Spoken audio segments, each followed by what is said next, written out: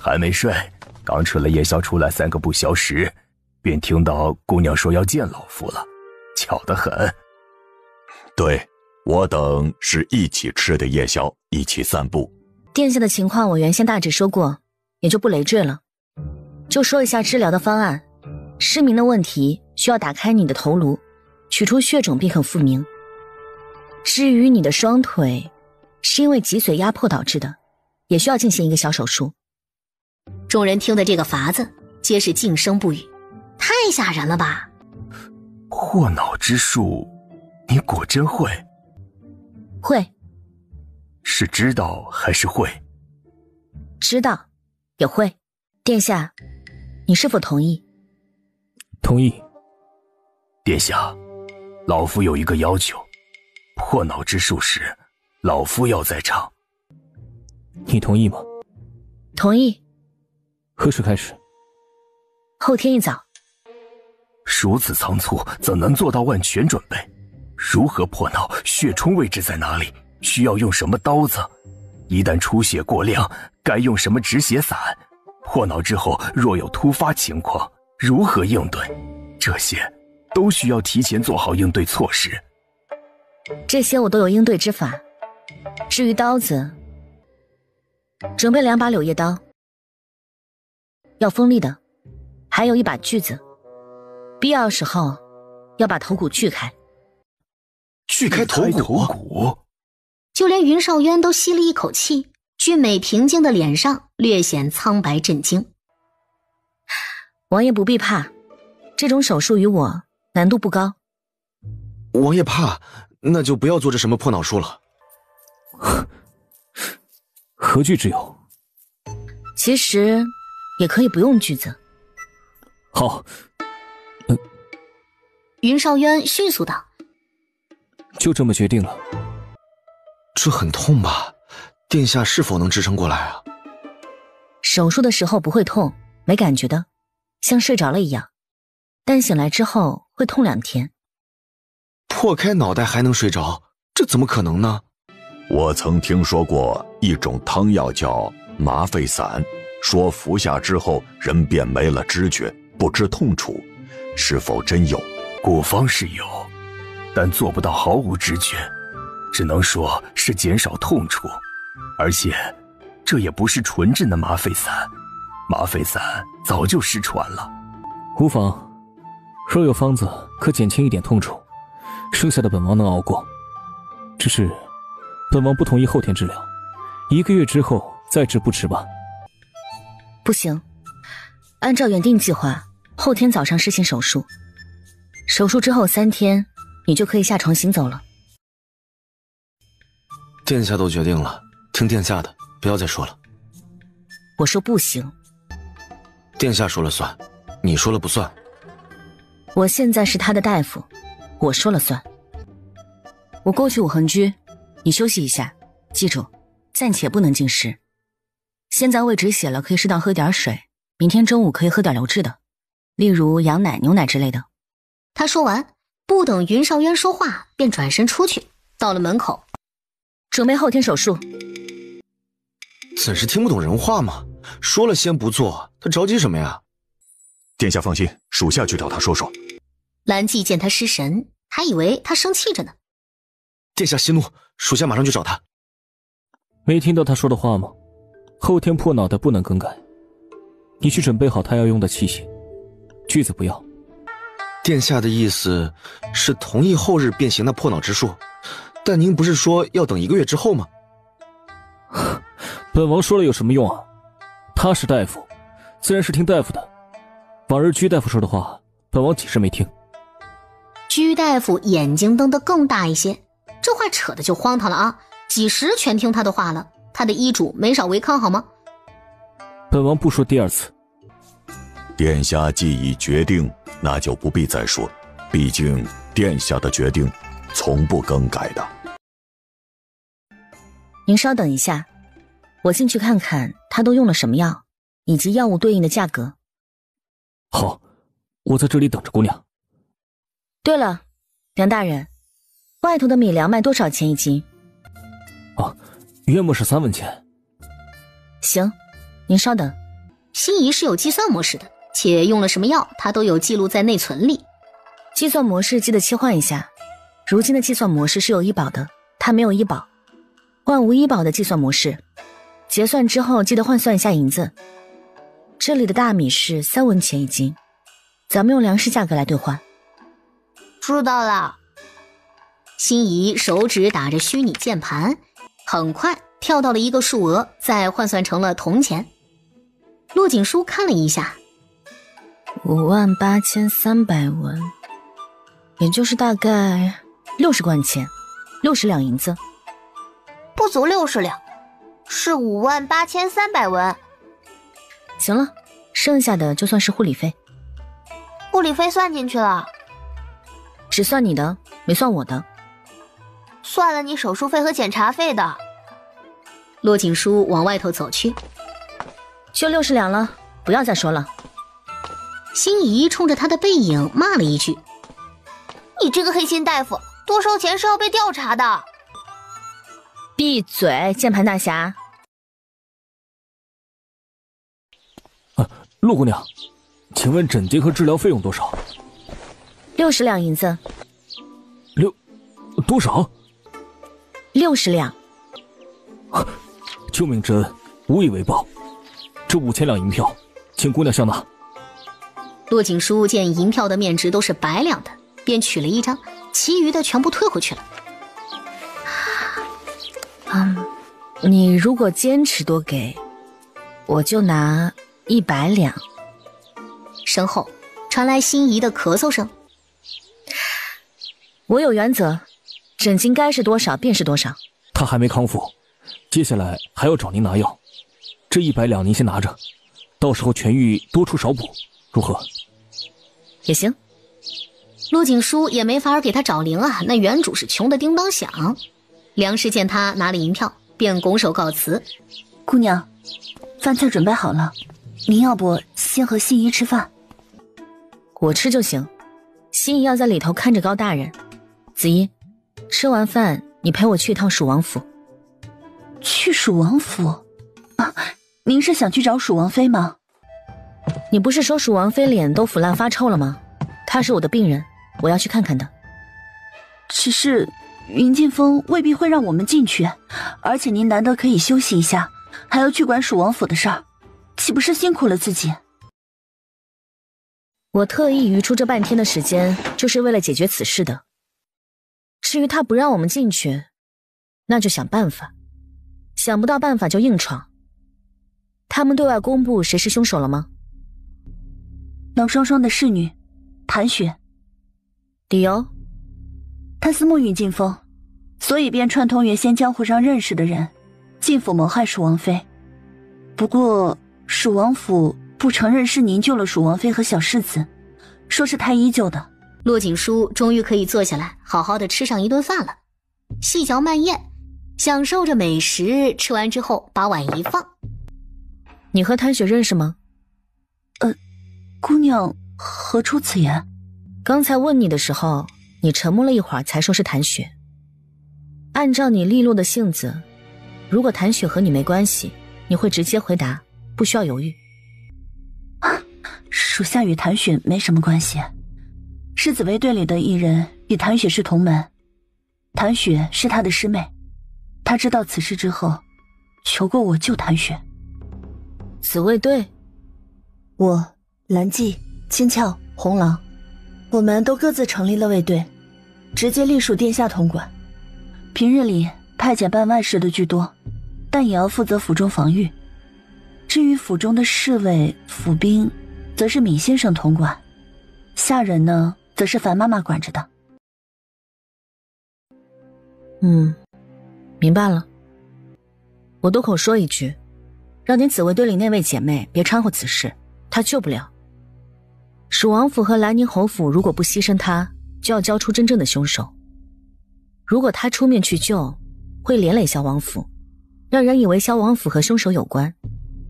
这种事情瓜田李下，说不清楚。知道，属下会叮嘱他的。走，我们去蜀王府，要做好了硬闯的准备。你如果不能应付蜀王府的侍卫，可以多叫几个人。蜀王府没了沈任，其余的都是一群酒囊饭袋，不需要再叫其他人。属下陪着姑娘去就行。邀月居内。哼，贱人，你还敢来！紫衣身形一闪，只听得噼啪2声，那耳光啊便打在了冷霜霜的脸上。大胆，竟敢辱骂未来的萧王妃！侯府若不会教女儿，我帮你们教。她年纪还小，说话若是有不当之处，你指出来，甚至骂她几句都可以。凭什么打人呢？我们堂堂侯府，岂可被萧王府的奴才随意欺凌？真会护着女儿啊，怎不见护一下里头的长女啊？她被谁所害，你知道吗？你还护着她？凶手已经是押去受审，这一切都与双双无关。他顶多是识人不清，用人糊涂，他已经十分愧疚了。为什么会这样？大夫没给他治疗吗？啊，大夫开了方子的，这还没到时辰服药呢。太医呢？太医没来，王爷说不许太医来，叫了朱府的大夫来治疗的。千叔，我宁可死了，我好痛啊！别哭，我在，没事的。外头传来南宁侯夫人焦灼愤怒的声音：“骆景书，你想要做什么？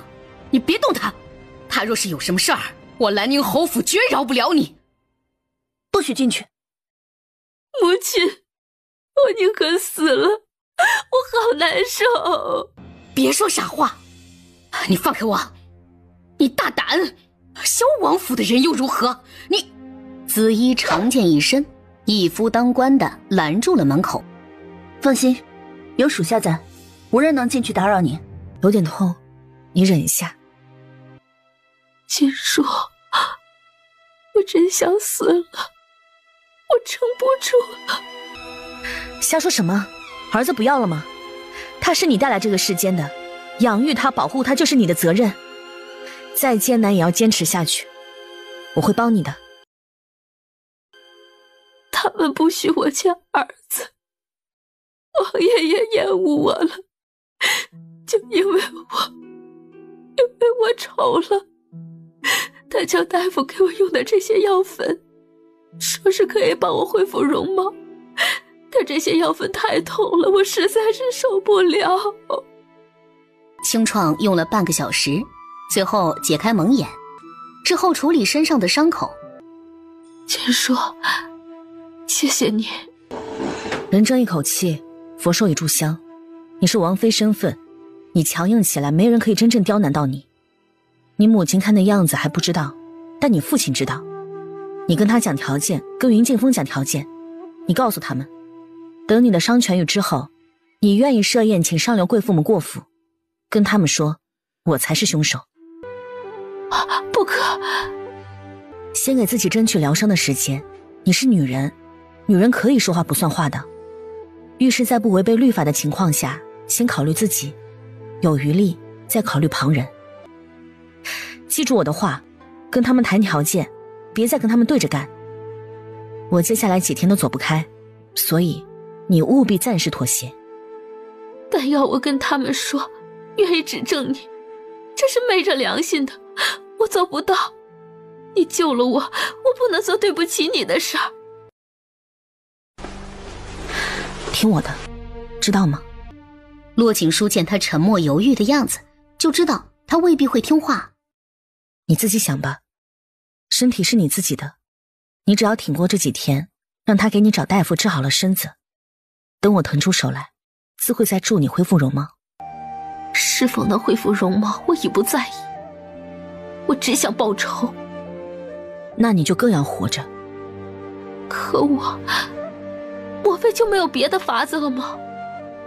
没，你没有太多的选择。对你父亲而言，家族名声重于一切，他甚至没把冷霜霜是凶手的事告知你母亲，足以证明你的委屈在他看来轻若鸿毛。蜀王妃掩面痛哭起来。哭如果能让自己舒服点儿，那就哭一场吧，怎么舒服怎么来，没必要忍着憋着。会哭的孩子有奶吃。我走了。萧乾居里。只有这些。殿下，您想吃什么？炙羊肉。但姑娘说您只能喝几口粥，炙羊肉怕是吃不得的。一句姑娘说，让云少渊妥协了。洛姑娘呢？去了蜀王府，说是蜀王妃情况不好。情况严重吗？之前子怡去看过，说是脸都腐烂了，应该是挺严重的。殿下，横竖如今他去治蜀王妃，要不便叫他把您的那个破脑术缓些时日再做。听他的安排吧。你先把他需要用的东西准备好，记得检查一下，锯子不要。真做呀？废话多了。去问问居大夫和闵先生，看是否查到破脑治疗的记载。他们从前夜起便不眠不休的查找，方才属下去问，他们说还没找到呢。话说殿下，您真不怕吗？这听起来实在有些吓人，属下心里很不安啊。青俏，殿下，拖他出去。从现在开始禁水禁食，本王什么时候可以喝水吃饭了，他便什么时候可以喝水吃饭。殿下，他这脑壳子怕也是有问题的，要不请姑娘也给他把脑子打开，瞧瞧里头是不是都装了草呢？可以问问洛姑娘。殿下，皇太后日前下了懿旨，许了5家千金5000钱为您的侧妃。懿旨封存，等本王好些进宫退回，此事保密，莫要告知洛姑娘。但是懿旨染了洛姑娘的血，洛姑娘也知道此事了，她看过懿旨。她知道了？那她说什么了吗？什么都没说，就仿佛没看过一样。她应是不在意的，毕竟您跟她也是假夫妻。啊，闵先生说这懿旨便是没染血，也不要退回去了。这是太后的懿旨，您若是不从，会落个不孝的罪名。他跟你们提过假夫妻？云少渊抬起下巴，不是说处处就可能成真夫妻吗？怎么还跟他们说起假夫妻的事情来了？不给机会吗？他什么都没提啊，不是您说的吗？他没提啊。即使没提，往后的事谁也料不到，你们也不必再提。大婚之后，你们要拿她当真正的萧王妃看待。便不是萧王妃，属下等也对她十分敬重。樊妈妈如今啊，恨不得把她供起来呢。殿下，您真相信她能治好眼睛吗？云少渊还没回答。殿下，老夫跟闵先生查了许久的医书，除了那本古籍灵星记载之外，还从一本医志看到过，说东边有一个国家，曾有一位女大夫用过开刀子的方式给人治病，但是这本医志记载的是动哪里便治哪里，所以洛姑娘如果给您破脑治疗，那么治的便是您的头痛，而从您的脉象看，确实有血瘀的症状，这点他说的是没错的。取出血肿，起码能让您不再头痛。既是治不了眼睛，那还有必要冒险吗？血瘀之症用药不行吗？若服药能治，殿下的头痛该会有所缓解的，但并没有，证明用汤药乃至针灸都无效。殿下，如果不能治疗眼疾，您是否还愿意让洛姑娘医治呢？能治头痛也好，眼下事多繁杂，处处需要筹谋算计，头痛一犯便诸事停摆，难以应付接下来的局面。云少渊从他们的呼吸声便可知失望，声音微沉地命令道：这话题打住，在洛姑娘面前不许提，免得她背负太多你们那些不必要的情绪。恰好骆锦书和子衣回到了萧王府。晒书吗？是啊，这日头不错，把这些老旧的书拿出来晒一晒。姑娘吃了吗？吃过了，刚从蜀王府回来。殿下也用过午膳了？用了一些，比较寡淡，喝不下。蜀王妃情况如何？不大好，给她用过药了，也清了一下脸上的伤。骆锦书瞧着小米粥煮的是有一些浓稠了，便道：晚上能喝口汤，1小碗就好。好。本王已吩咐兰记准备你明日要用的东西。有句话，本王想先跟你说的。接受治疗是本王同意的，不管出现什么问题，都将是本王自己承担，与你无关。骆锦书知道这句话不是跟自己说的，是跟在场的闵先生他们说的。我会尽力，你放心。兰记到底是忍不住问了一句：洛姑娘，殿下的眼疾……兰记，属下去检查一下明日要用的东西。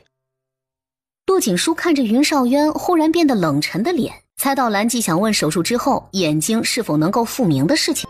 他请闵先生和居大夫他们出去，说是术前检查和用药。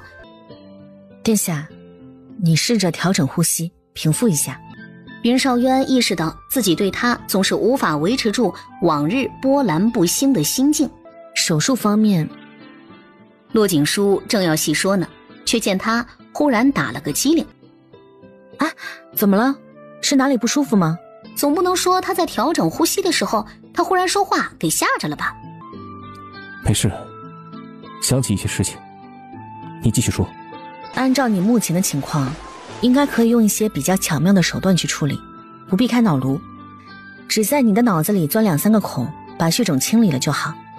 自然也是有一定的风险。本王信得过你，要如何治疗，你会比本王清楚。凡事都有风险，不必有负担。骆锦书收了系统。殿下真勇敢。检查之后，骆锦书回到了武恒居。他刚才打屁了，晚上可以适当吃点流质。好。骆锦书把系统重新布置。你模拟一下川颅微创，我打算用微创了。他数据显示，前2天有脑颅出血、胃出血，颅内压也出现过严重偏高，出血和血肿位置深，附近神经和血管多，不建议。把主刀大夫的名字填上。心仪输入他的名字，眼睛屏幕里的手术成功几率开始上升。可以用川颅术，但你有点骄傲，这是外科大夫最为忌讳的，注意一下。我是自信啊，外科大夫最忌讳的就是术前没信心了。我是善意提醒，明天的手术流程繁琐复杂，需要我帮忙吗？要的。居大夫也说要进去帮忙，他进去之后，你先让他睡一觉。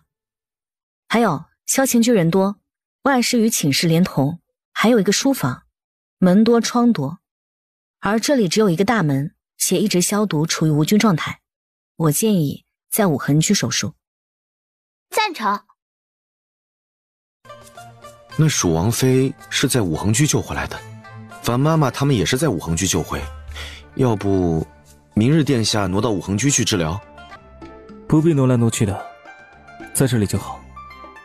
他素来是一言堂，大家便不再说这话题，反正也不会改变主意的，只是大家都不免紧张。等到傍晚，便道：准备得很周全，可以了。老夫也备下了许多止血的药粉，姑娘可以放心的。好，有劳了。骆锦书一概应下后，看着云少渊道：关于明日手术一事，我想征询一下殿下的意见，可否挪到武恒居去呢？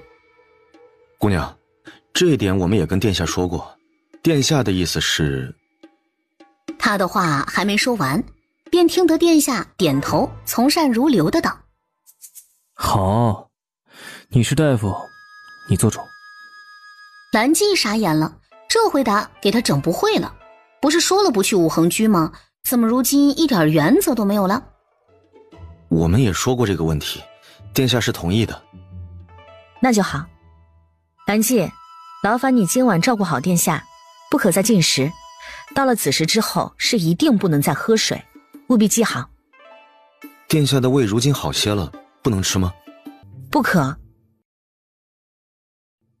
骆锦书看着他们的神情，觉得自己虽然叮嘱到位了，但如果他们心疼殿下，保不准会偷偷的送食物，他们是不知道术前禁食禁水的必要性，所以他干脆道：兰记，麻烦你给我准备一张小床，我今晚在这里睡。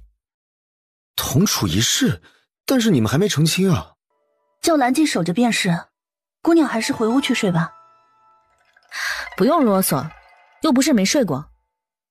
此言一出，众人啊的大吃一惊。啊？睡过了？什么时候啊？云少渊淡定的稳坐，神色未变，面容弧度越发的柔和，笑意蕴含在眼底，仿佛有了神采一般。我和殿下即将完婚，睡在一起没什么值得大惊小怪。快去准备小床，我先回去武恒居，子时前会过来。还有，高陵明日一早会出来，建议先别回家治疗，在王府多留几日，告诉家人是可探望的。那太好了，高陵的家人每日都来问，我也不知道如何回答。巡防营的人如今还守在那边呢。等骆锦书回去武恒居之后，云少渊才收起嘴角那一直忍不住扬起来的弧度，留下子衣。子衣，陆姑娘长什么模样？形容一下给本王听。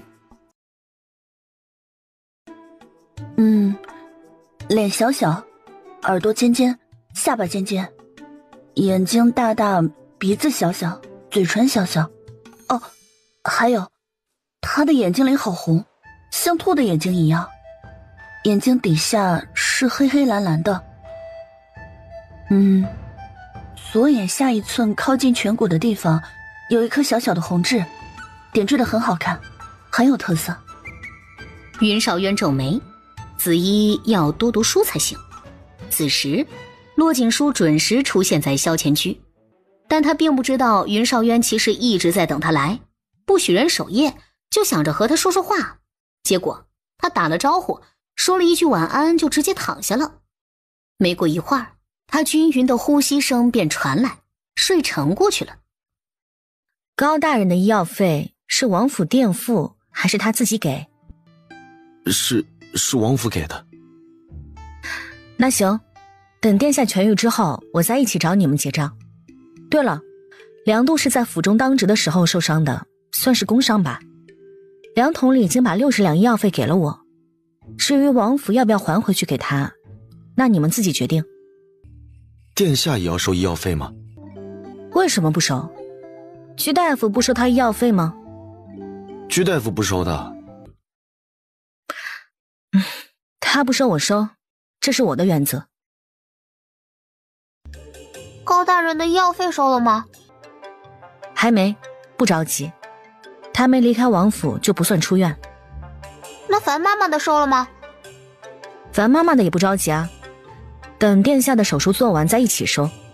你别叨叨这个，我会收的。我们没收住院押金，这已经是走了方便通道的，而且治疗期间也没催收费。心仪，消毒，不要说这个话题了，总是钱的，烦不烦呀？你好面子。我升了账单就是要结账，不然一直挂着账我难受的。蜀王妃那笔账到现在都没结。行，我回头会催收的，你闭嘴吧。小半个时辰之后，心仪走下去收证，想扶云少渊一把。本王自己走。他缓步上前来，依居拂过石阶，片刻立于骆锦书的面前。骆姑娘，今天便辛苦你了。有门槛，我服你。云少渊微微的侧身靠过去。心仪站在石阶下，瞧着自己的手，怎么？他的手太冰了吗？但不该啊，他有温度调节的，和人体一样的温度。殿下不喜女子碰他的，骆姑娘除外。为何她除外？你家姑娘是未来的萧王妃啊。起码要3个时辰，期间不吃不喝十分费神。喝口茶清醒一下，我们都喝过了。还是姑娘想得周到。哎呀，好茶，挺贵的。居大夫恭谨地放下了茶杯，不过须臾便是觉得一阵的眩晕，他努力地稳了一下，没稳住，人便是向后倒去。怎么了？居大夫睡着了。云少渊顿时明白过来，怪不得他当初答应的那么爽快。殿下，要换一身衣裳，你自己来还是我帮你？殿下，这衣裳随便穿一下就好，回头也是要除掉的，因为除了头部，还有颈椎以及腰椎的手术。你的意思是，本王一会儿是不穿衣裳的？殿下别信他的，衣裳必定是要穿着的，只在衣裳钻几个孔，不需要脱掉。云少渊听了这话才安心，若要全脱，他必定是要离开这里不做治疗了。就这么一件吗？对，一件就好，里裤仍旧穿你自己的。云少渊好生为难，他这辈子都没有过这么尴尬的时候，犹豫了一会儿，最终还是换上了。我们准备要开始了，会先给你扎一针。好。云少渊感觉到扎针破皮的微痛，渐渐的便是觉得眼皮很重，迷迷糊糊间，他似乎是听到了说话的声音。你刚才撒谎了，手术的所有细节我们都需要对病人坦白。他几处手术，骨腿也有一块小碎骨需要脱光。善意的谎言，知道吗？这两句话仿佛惊雷一般砸在云少渊的意识里，但是顷刻间他便是跌入了黑暗之中，什么都不知道了。背皮2个孔就好，我用系统的探照，不需要开探照孔，只开手术刀和小止血钳。知道。骆锦书打开蓝血盾的战时探照双眸，应用于手术，可做穿透探照。吸出一部分了，心仪接生理盐水，我准备反复冲洗。接好了。一人一机器人配合的是十分的有默契。穿颅引流手术很完美，血肿被取出来，检查过后没发现有什么问题，留给心仪去缝线。你眼睛不要到处瞄，不礼貌。要听笑话吗？你笑话库里只有我的笑话对吗？我不想听。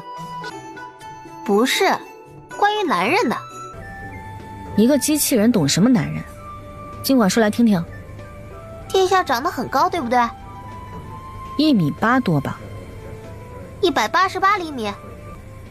男人的身高有什么好讨论的？有研究表明，男人的身高与他生孩子的地方是不成正比的，甚至有些是成反比。换言之，有些高个子会很短很小，有些矮个子的却长且大。你想知道殿下的吗？我可以帮你看看的。擦汗，谁给你输入这些没有任何根据的伪科普啊？珍妮呀，珍妮说你需要知道这些，因为你一辈子都不可能目睹男人起立的样子。她让我在做手术的时候跟你说的。叫他去死！专心点儿，眼睛别乱飞。没看，不该看的我不会看。没什么事的，居大夫在里头呢。如果洛姑娘有什么大胆的做法，居大夫会阻止的。居大夫能阻止什么？殿下听洛姑娘的，居大夫听殿下的。真的不痛吗？都没听得殿下叫一声呢。殿下能忍耐，之前在战场上中箭，拔剑的时候他也没吭一声，就是痛昏过去而已。应该会服下居大夫的止痛药吧？应该会的。说是要2个时辰，如今过去多久了？洛姑娘今日早饭吃了吗？能否支撑啊？居大夫也没出来说句话的，不如我叫居大夫。居大夫，情况如何了呀？不许打扰，居大夫帮着忙呢。整个手术呢十分的顺利。骆锦书发现心仪一直在化验测试。干什么呢？你不是想知道他们的内力到底是一股什么力量吗？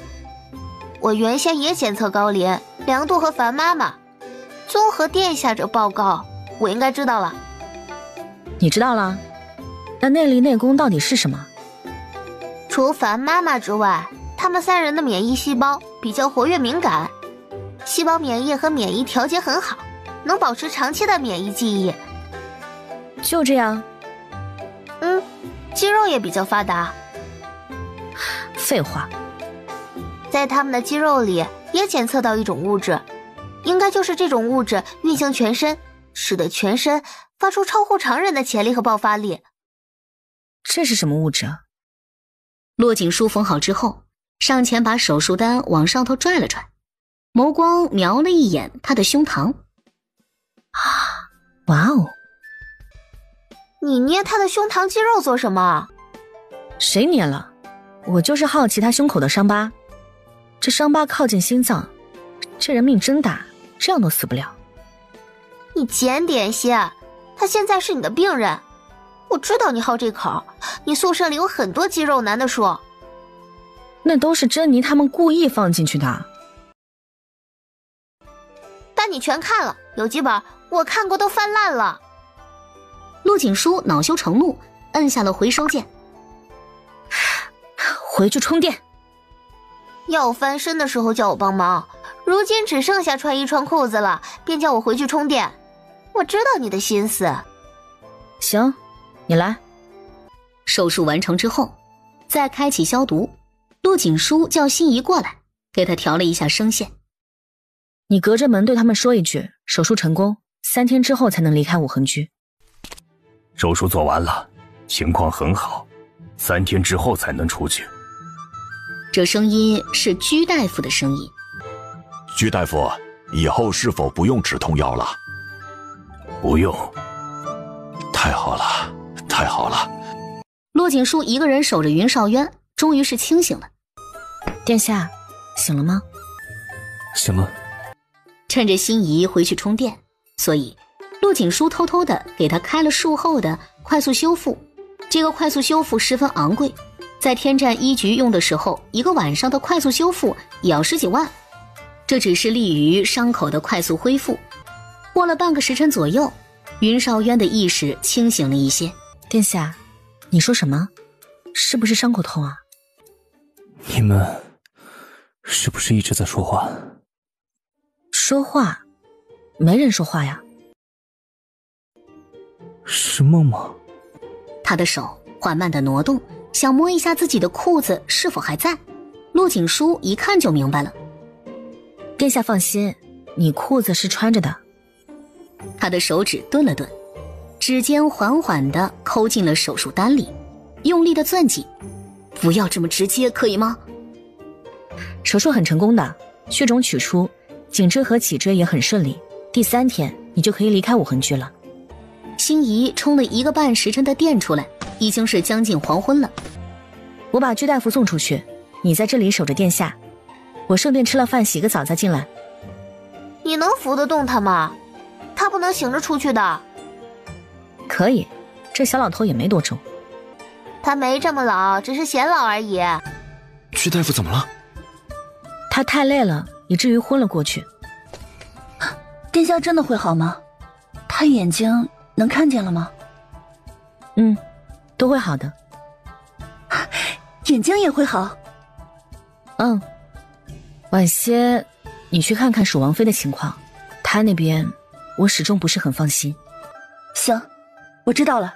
骆锦书舒了一口气，但这刚吃了没几口，便有一个女子旋风一般的进来。姑娘，属下有一事相求，请姑娘帮忙属下。你是谁？属下叫明宇，是紫薇队的人。属下的师妹就是那谋害蜀王妃的凶手，但他其实还不是凶手，他是被冤枉的，求姑娘救救他。我救不了他，你找子怡去吧。紫大人不愿意帮属下，属下是没有办法才来求姑娘的。谭雪已经是定罪了，马上便要问斩，他是冤枉的，姑娘也被人冤枉过，应该很明白。我不明白也帮不上，你出去吧。只要姑娘愿意帮忙，姑娘就一定能够帮她，求你了。属下与师妹一同长大，如同亲姐妹一般，属下不能够眼睁睁地看着她含冤而死啊！见骆锦书无动于衷，明宇竟是忽然站起来，抽出了身上佩戴的软剑。你想干什么？姑娘，若是要袖手旁观，我便横尸在您的面前。姑娘即将成为萧王妃，就不怕被人说您薄情寡义，见死不救，或是说您善妒，容不得殿下身边有女子。这善妒的罪名一旦传了出去，您这萧王妃之位也是坐不稳的。您本来就没有靠山，父兄尽亡，您再落一个不好的名声，谁还能够看得起您？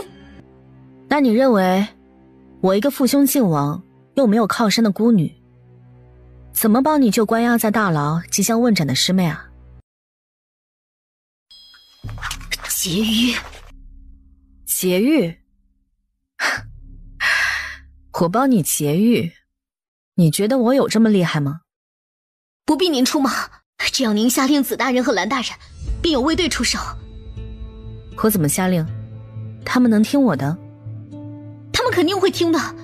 昨晚几位大人便是下令4个卫队，说殿下有令，他若不在，或者是神志不清时，萧王府上下包括4大卫队，还有南北城的府兵，皆以您为主。有这样的事？有的，昨晚便已经下令要4大卫队誓死效忠于您了，属下也宣誓了。他重新跪下。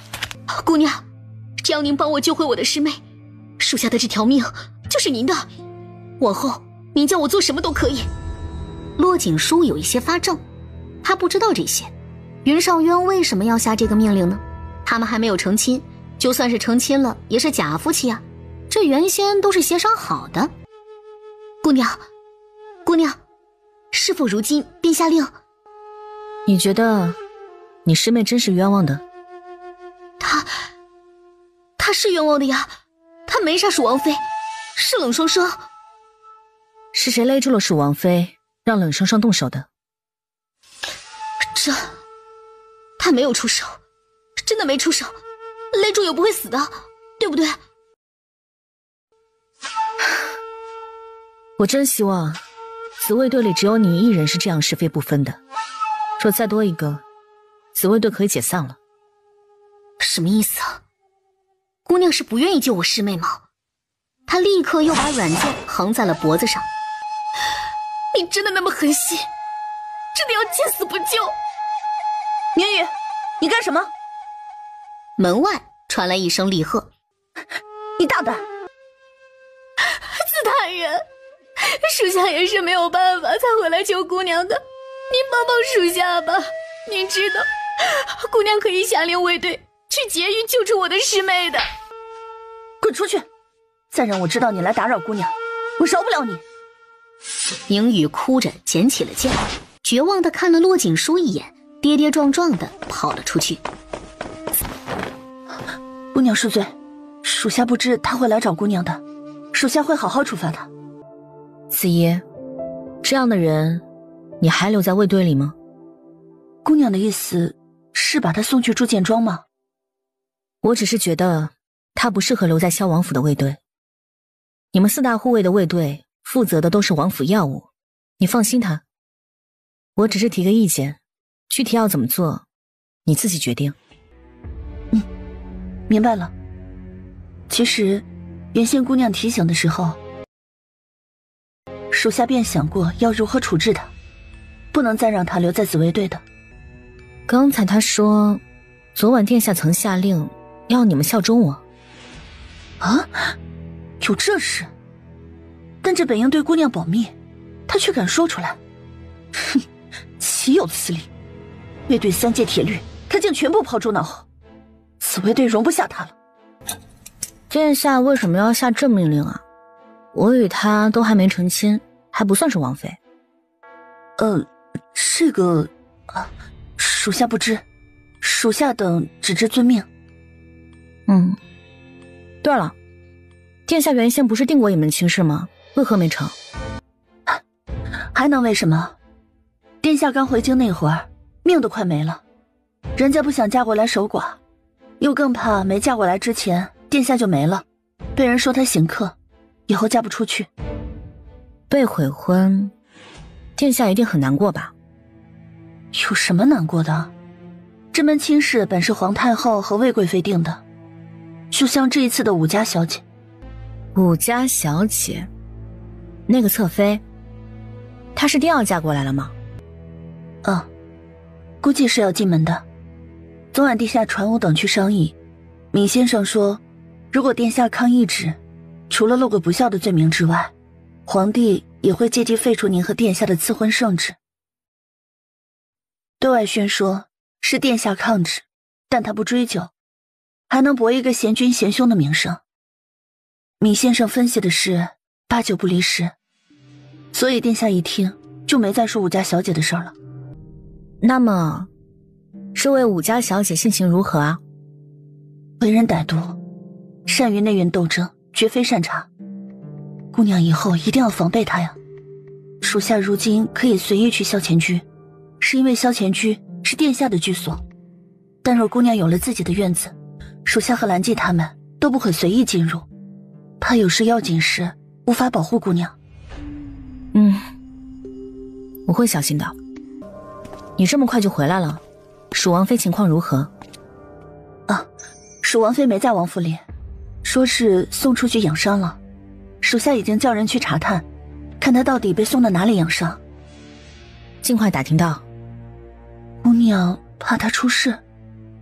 我怕她犯傻，不懂得为自己着想。姑娘放心，明日之前会有消息的。兴兰宫，父皇，您真让云少渊去看皇祖父吗？你皇祖父龙体抱恙许久，终日昏昏沉沉，不能言辞。你皇叔患有眼疾，便去探望了。有言之探望的到底是何人？太极殿只容他一人进去，他所带的侍从一律不得进入。但是他如果娶了骆锦书，骆锦书是王妃，总不好阻止他进去。骆锦书并未见过你皇祖父，但骆锦书是否能嫁给他，也还是未知之数。您不都赐婚了吗？你皇祖母给他赐了个侧妃，那武家姑娘是何等性情，你应该有所耳闻。云少渊不会要，他若抗旨，朕便自然可收回赐婚旨意，再问他一个抗旨的罪名。虽不惩罚，却也教他遭一番非议，言官也定会揪着他不放的。武浅浅是个烂货，萧王府的人必定调查清楚的。父皇说的对，云少渊自诩清高，不会娶这样的女子为侧妃。他抗旨，便也娶不成骆锦书。既是娶不成，等骆锦书从萧王府出来，儿臣定不饶过他的。他若不抗旨，娶了骆锦书和武浅浅也不打紧。武浅浅不会让骆锦书有好日子过的。以他这样的心性，怎愿意去在骆锦书底下当个侧妃？还是母妃想的周到。那骆锦书以为进了萧王府便有了富贵荣华，殊不知要比在蜀王府惨上100倍。朕还真希望他抗了皇太后的懿旨，让言官好好的参他几本，挫一挫他的威望。如此，他说的话便失了威仪，风儿也好趁机挽回声誉。等以后再提起立储一事，他若再出来干预反对，朕便以他曾抗旨、不遵不孝的罪名打压着他。反正如今他怎么决定，陛下也有应对之法，实在无需担心的。而且武浅浅入了王府也好，往后王府里的动静，咱至少可以知道一些的。也幸亏你想出这个好主意，把武浅浅这种声名狼藉的女子许给他为侧妃，还求了皇太后的懿旨。他如今可进退维艰呐。他给朕出了难题，朕以彼之道还施彼身，也算是他活该的。是啊，往后便叫那些小报净盯着他王府后院。这武浅浅别的本事不大，内院妇人的那些手段是各中翘楚，弄出事端来，搅得满城风雨是最好的。且看他云少渊会不会出手干预。若干预了，便是困于内宅之斗；若不干预，骆锦书没几天就会被弄死的。他医术再高也是无用的。你可叮嘱过武家了？臣妾明日便传武家姐姐和武浅浅入宫觐见。云少渊和骆锦书都害过咱们的皇儿，臣妾不会让他们好过。既然如此，把那骆景书一同传召进宫，让他与武家母女碰个面。自然这些事情朕不过问，贵妃如今管着后宫，皇族亲贵的事也该多关心关心的。陛下说得对，既然骆锦书和武浅浅日后是要一起伺候萧王，自是要让他们先碰个面的。叫他来，也得叫他吃些苦头。儿臣十分想看他跪在地上求饶的惨状。你把母妃看作什么人了？母妃岂会刁难他？他来日是萧王妃，与本宫同属皇家媳妇，本宫不过是请他来拉拉家常，增进感情罢了。你休得胡说。是，儿臣失言了。父皇母妃，儿臣告退了。你等一下，本宫命人求了一道护身符给晶晶的，你随母妃进寝殿去拿。不必了。那好吧，既然母妃都求了，儿臣便带回去给她。进了寝殿，你拿去跟你岳父，便说是本宫的护身符，如今转赠给王妃。你送了他去庄子，你岳父那边虽没说什么，但总归会多想的。你要极力安抚好，他还有大用。儿臣知道，兰宁侯府最好是能帮到儿臣，否则儿臣绝不客气。冷霜霜如今还在王府里？在，说是替长姐管着王府里头的事。这种贱人，儿臣瞧一眼都恶心。不，如果兰宁侯提出，你便娶冷霜霜为侧妃。听母妃的，兰宁侯府能帮上大忙，他与各地驻军军营皆有来往。你那个王妃是不中用了，胳膊外拐，留着也是祸害。回头养了几个月的伤，了结了便是。儿臣不愿娶冷霜霜，此等恶毒女子，怎能当儿臣的侧妃？娶了回去，喜欢便去宠幸一下，不喜欢晾在一边去。她不过是玩物，且有利用价值。母妃已经为你求了吴家千金为侧妃，她祖上是文官清流，亦能助你。等王妃死后，便把她扶为正妃。武恒居里，不能解开，否则眼睛好不了。好不了也没事儿，能否失误对本王而言并无多大分别。本王没有因为眼疾而有任何的不便，所以你不必太在意此事。不能不在意。如果手术之后你还是看不见，证明这个手术失败了。没失败，你不是说本王以后不会再头痛了吗？不吃居大夫的药也能行走，这就算是治好了本王。为什么？为什么？不头痛便可保持清醒。我问的是你为什么下那道命令？如果你出事，府中所有人要尊我为主，为什么把这些都托付给我？谁跟你说的？你先回答我，为什么？云少渊沉默了一会儿，道：因为你足够冷静，足够聪明，足够沉稳，足够果断，足够勇毅。何以见得？你带着蜀王妃藏身武恒居，在大批侍卫和巡防营搜捕下，却能轻易脱身，而且在1天之内扭转局面，让云静峰处于劣势。你的侍女背叛了你，指证过你是谋害蜀王妃的凶手，但你却能让她以死证明你的清白，且带出你父亲被挖坟一事，制造舆论反逼云劲风。这些都没有人帮你，是你独立完成的。他字字清晰沉静，面容上不知不觉地染上了一抹敬重。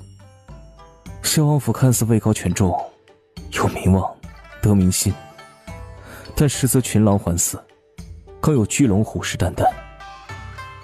本王若是死了，萧王府所有的势力和财富将落入某些人的手中，而4支卫队将南北两边的府兵，要么被降，要么被瓦解。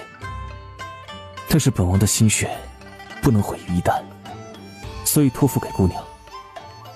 本王相信姑娘能继续完成本王未尽之事。你我非深交，你能这般信我，我很开心。萧王府的势力如果交到他的手中，可以做许多事儿，但是他毫不犹豫，丝毫没有担心过他存了什么样的歹心，会带萧王府走上一条歪路。这份用人不疑的坚定很是让人佩服。当然他也很有眼光，能慧眼识珠。两人之后便没有怎么说话，但默契生成，互有好感和信任，这是使人心悦的。怎么会忘记呢？你还说过话的，冲我们说过话的呀。真是没想起来啊，我说过话吗？我怎么一点印象都没了？居大夫简直是怀疑人生了，武衡居里的事情忘记得一干二净。哎，说你什么好呢？这样吧，你再从头理顺一遍，你进屋之后第一件事是什么？第一件事，心仪那小妮子给我递了一杯水，我喝了。那水是有问题吗？没问题，那水我喝得出没问题的。我常读无数，有读圣之称，你忘记了吗？你指定是着了道，你上回试毒的时候就是这个样子的。不，这是我上回试毒留下的病根，这回我千真万确的肯定，那水没有事。按说也不是那水的事，因为你中途还说过话来着。你要是没说话，我就敢肯定你进去就被放倒了。就是啊，莫非是太血腥了，给我吓忘事儿了？居大夫其实很确定自己是喝了那杯水之后就昏过去的，但这事儿也不能说呀，他可是毒圣，被毒翻了。那传出去，圣衣山庄的名声那还能要吗？他毒圣的名声还能要吗？算了，你休息吧，吃点药。瞧你把脸都给抓烂了。他应该侧卧呀，后背有伤口。他恢复的还挺好的，我检查过他的伤口，可以躺着了。是吗？心仪透视穿过去看，果然是看到伤口已经是好多了。微微一怔之后，仿佛想到了些什么，迅速打开系统账单查看，却没有快速修复这一行。没开快速恢复？没必要，微创的伤口开快速修复，岂不是浪费医疗资源吗？我怀疑是他有内力的缘故。你之前不是检测过，说他的肌肉和血液里有一种物质可以修复身体吗？是的，那或许是这个缘故。他顿了顿，眼底生成了账单。3文钱，你取了陪人床，这是你取的，要另外结算。赊账？又赊账啊？我才赊过一回。原先取了好些葡萄糖水喝的，都挂着账单呢。回头殿下好了要结清。知道了。蜀王妃的下落找到了吗？送到千宝园去了。千宝园是皇上赐给魏贵妃的宅子，属于皇家的产业。皇家的产业，萧王府不能乱闯，岂师出无名？冷晶晶是蜀王妃，是兰宁侯之女，与萧王府没有任何关系，对吗？对的。既是在皇家的产业里，那咱们就不要管了。他能从清宝园里出来，我可以给他医治。但若要用萧王府的人去带他出来，没有任何意义。他需要自救。我给过他办法的。子衣，可以告诉我第二个不那么好的消息了。姑娘，您是怎么猜到还有别的事啊？说吧。以往他用膳，子衣是不近身伺候的，除非是有事情说。啊，是这样的，今日一早，宫里来了人传召，说魏贵妃宣您进宫用午膳。姑娘放心，属下会陪着您进宫的。你陪我进宫？自然，万难不可进后宫，必是属下陪您去。我去武恒居把心仪换出来。行，那您4时便要出来了，还要沐浴梳妆打扮，头一回进宫，自不能叫他们轻贱了。骆锦书看着他一脸巨然的脸，竟有一些不知说什么好。子衣，你去武家那边打听打听，今天武家母女是否也进宫去？武家？姑娘是觉得武家也去？去打听吧。